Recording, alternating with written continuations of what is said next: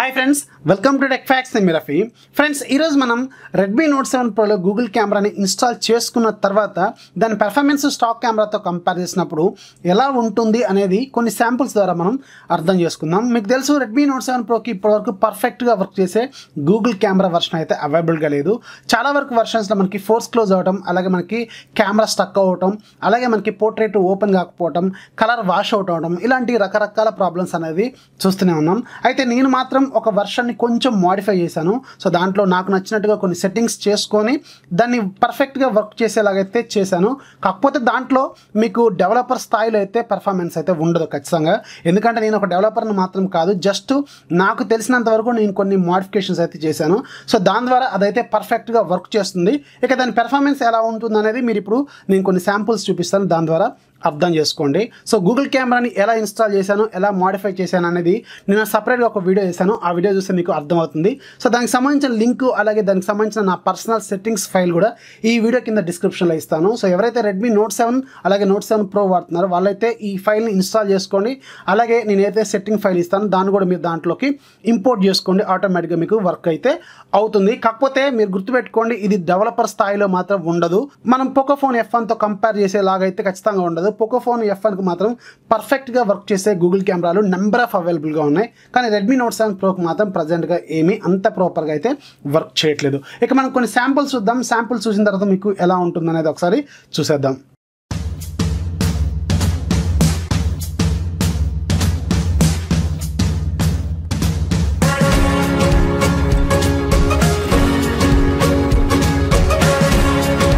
Friends, ఈ వీడియోలో నేను మొత్తం 3 డిఫరెంట్ శాంపుల్స్ చూపిస్తూ ఉంటాను. ఒకటి రెడ్మీ నోట్ 7 ప్రోలో ఉన్న డిఫాల్ట్ 12 మెగాపిక్సెల్ కెమెరాతో తీసిన శాంపుల్, అలాగే రెండోది 48 మెగాపిక్సెల్ మోడ్లో తీసిన ఫోటోని, ఇక మూడోది మనకి గూగుల్ కెమెరాతో తీసిన ఫోటోస్ని 3 డిఫరెంట్ స్లైడ్స్ లాగా మీకు చూపిస్తాను. సో ఇక్కడ చూడండి, మీకు ఫస్ట్ ఫోటోలో మనకి ఒక తాడని 3 ఉంది కదా, ఈ 3ని నేను లాంగ్ షాట్లో తీసాను అనమాట. సో ఇక్కడ మీకు చూడండి, లెఫ్ట్లో మీకు 12 మెగాపిక్సెల్ కెమెరా, మిడిల్లో 48 మెగాపిక్సెల్ కెమెరా, రైట్ సైడ్ మాత్రం గూగుల్ కెమెరా ఉంది. కలర్స్ విషయంలో మాత్రం గూగుల్ కెమెరా మాత్రం పర్ఫెక్ట్గా వర్క్ చేస్తుంది. చూడండి, మీకు డీటెయిల్డ్గా ఉంది కలర్స్ మాత్రం. కాకపోతే కొంచెం వార్మర్ సైడ్ ఉంటుంది అనమాట, కొంచెం ఫోటో అనేది కొంచెం వామ్గా ఉంటుంది. సో మనకి 12 మెగాపిక్సెల్ కెమెరాకి 48 మెగాపిక్సెల్ కెమెరాకి డీటెయిల్స్ మాత్రం చాలా డిఫరెన్స్ ఉంటుంది. ఇక గూగుల్ కెమెరాలో మాత్రం మీకు పర్ఫెక్ట్గా క్లారిటీ అనేది కనిపిస్తుంది. దీన్ని ఒకసారి మనం జూమ్ చేద్దాం. జూమ్ చేసిన తర్వాత కలర్ ఎలా ఉంటుందో చూడండి.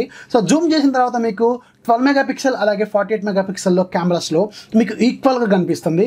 ఇక గూగుల్ కెమెరాలో మాత్రం డీటెయిల్స్ కొంచెం పర్ఫెక్ట్గా కనిపిస్తుంది. అది కాకుండా కొంచెం కలర్ అనేది ఎగ్జాక్ట్గా ఎలా ఉందో అలాగే చూపిస్తుంది. గూగుల్ కెమెరా మాత్రం మనకి డే లైట్ కండిషన్స్లో సూపర్గా చూపిస్తుంది. కానీ నైట్ టైం అంటే లో లైట్ కండిషన్స్లో మాత్రం కొంచెం ప్రాబ్లమ్స్ అయితే ఉన్నాయి. సో నేను కేవలం నాకు తోచినట్టుగా నేను సెట్టింగ్స్ చేశాను. సో దానివల్లనే ఇది కొంచెం మీకు డెవలపర్ స్థాయిలో అయితే ఖచ్చితంగా ఉండదన్నమాట. ఇక నెక్స్ట్ మనం ఇంకొక ఆకుని ఫోటోలు చూద్దాం. ఈ ఆకు ఫోటోలో చూడండి, మీకు డీటెయిల్స్ విషయంలో మాత్రం గూగుల్ కెమెరా పర్ఫెక్ట్గా డీటెయిల్డ్గా ఉంది. ఇక 12 మెగాపిక్సెల్ కెమెరాలో కూడా మీకు డీటెయిల్స్ బాగున్నాయి. 48 మెగాపిక్సెల్లో ఇంకొంచెం బెటర్గా ఉంది. సో ఓవరాల్గా ఈ మూడిట్లో కూడా నాకు ఖచ్చితంగా గూగుల్ కెమెరాతో తీసిన ఫోటోనే చాలా బెటర్గా అనిపించింది. దీన్ని కూడా ఒకసారి మనం జూమ్ చేద్దాం. జూమ్ చేసినప్పుడు మీరు ఒకసారి గూగుల్ కెమెరా ఫోటోని చూడండి, ఎంత డీటెయిల్డ్గా ఉందో. కాకపోతే కొంచెం నేను చెప్పాను కదా, కొంచెం వామ్ సైడ్ అయితే కనిపిస్తూ ఉంది. సో ఇది ఖచ్చితంగా మనం ఫ్యూచర్ బిల్డ్స్లో మాత్రం ఎక్స్పెక్ట్ చేయొచ్చు, ఇంకా చాలా బెటర్గా అయితే పెర్ఫార్మెన్స్ చేయగలదు. ఇక 12 మెగాపిక్సెల్ అలాగే 48 మెగాపిక్సెల్లో మాత్రం డీటెయిల్స్ బాగానే కనిపిస్తున్నాయి. కానీ ఇక్కడ కూడా విన్నర్ ఖచ్చితంగా గూగుల్ కెమెరానే చెప్పాలి. ఇక ఒకసారి మనం ఒక ఫ్లవర్ చూద్దాం. ఇక్కడ ఫ్లవర్ విషయంలో మాత్రం క్లియర్గా అర్థమవుతుంది, గూగుల్ కెమెరా మాత్రం పర్ఫెక్ట్గా డీటెయిల్డ్గా క్యాప్చర్ చేయగలిగింది. కాకపోతే నేను చెప్పాను కదా, కొంచెం వార్మ్ అయితే కనిపిస్తూ ఉంటుంది.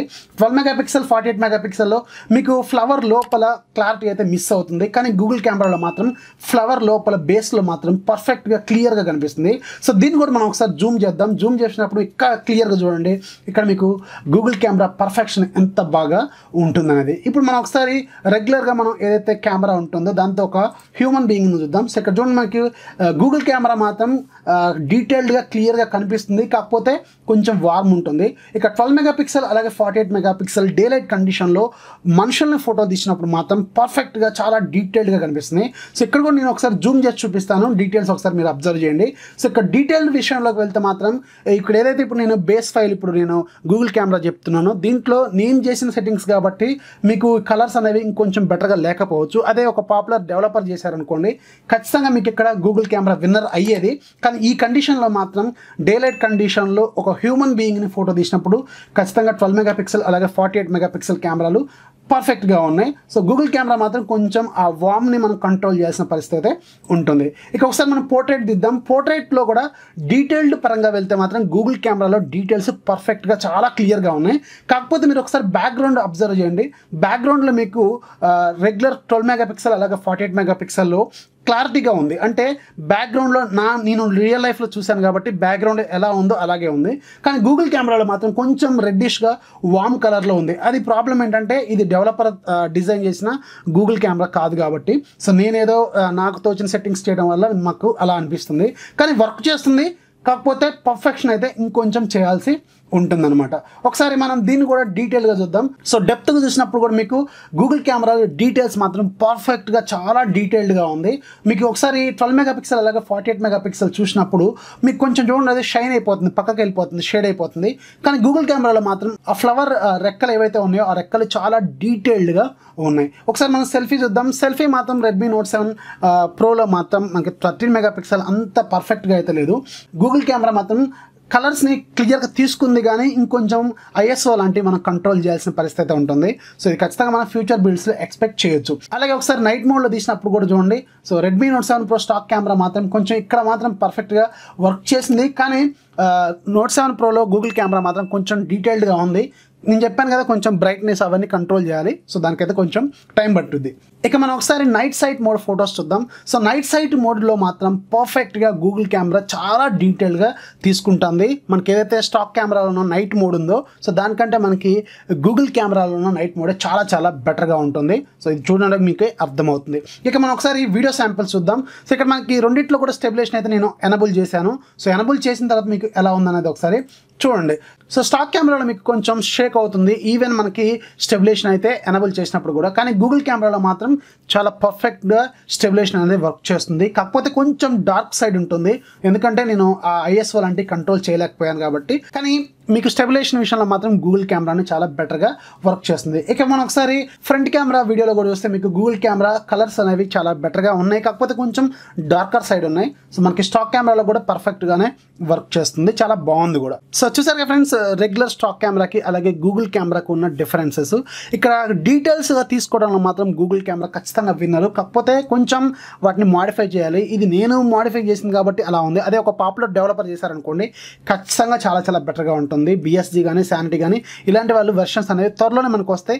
ఖచ్చితంగా ఏదైనా ఒక పర్ఫెక్ట్ వర్కింగ్ గూగుల్ కెమెరా రాగానే మళ్ళీ నేను మీకు షేర్ చేయడానికి ట్రై చేస్తాను. సో ఈ వీడియో నచ్చితే లైక్ చేయండి, అలాగే మీ ఫ్రెండ్స్కి షేర్ చేయండి. మన ఛానల్ని ఎప్పుడు సపోర్ట్ చేస్తున్నానండి. This is Rafi signing off. Bye bye.